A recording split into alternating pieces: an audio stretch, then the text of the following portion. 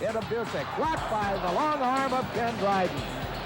I don't know if the Bruins are firing right into him, John, but the pad, the arm, the glove always seems to be there. Behind Roberto McKenzie, great save, Dryden. All right, over just behind you there's a wall of hockey masks. Now, preserving you got a bite of history with these incredible masks. Here, I'll show you the lights. It's kind of cool. Oh, nice. Got them all lit up. It's museum quality lighting. Museum quality.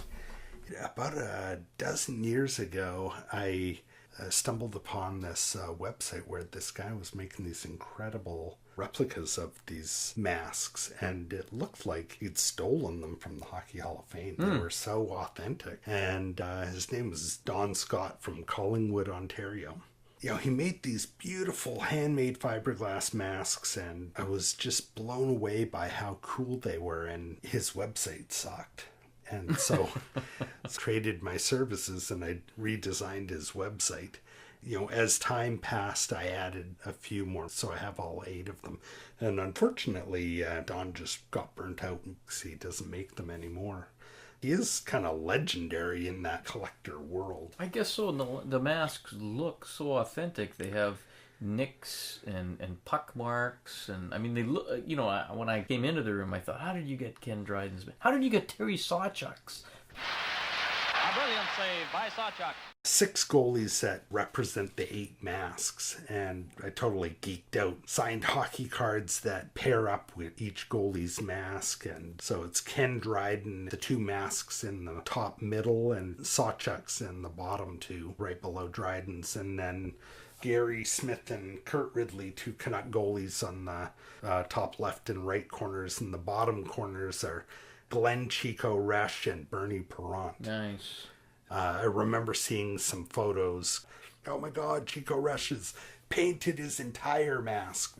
And then Bernie Perrant's totally contrasted, you know, white and the little Flyers logos. That mask actually was featured on the cover of Time magazine in the heyday of the Broad Street Bullies.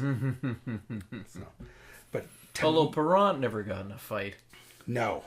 Well, he was the MVP of both of their Stanley Cup wins, and that was the era right before I became a fan, so I've always been fascinated with those teams and, you know, how like they 75, 76, Yeah. right in there. Yeah, and they just intimidated the hell out of everybody. They intimidated, but they had scoring, they had defense. They had this It was a perfect mix, right? Yeah, it was, yeah. And, you know, MVP quality goaltending. But Ken Dryden, you know, I put him in the top row. The 2 masks contrast so much. The pretzel style mask on the left was the one he wore at Cornell University. Broke into the NHL in 1971, and I always found his story fascinating because he had won the Stanley Cup and the playoff MVP, and the following season he won the Rookie of the Year. So, like, I don't see that ever happening again in any sport. No, and that mask, the one you described, it sort of looks like something from the movie Alien, or like a skeleton. And I remember that so well when he wore that, and it's so iconic. It's funny because I did a painting of his rookie card. That card conjures up childhood memories. And then halfway through Dryden's career, he quit for a year to go back to law school, and he reemerges. And he's got this new mask that is a target, a bullseye. And he loved the simplicity of the design because it could be seen as easily on TV as in the last row in the arena. And I don't know if you notice this, but the middle of the design is the negative shape, the shape of the Montreal Canadiens logo.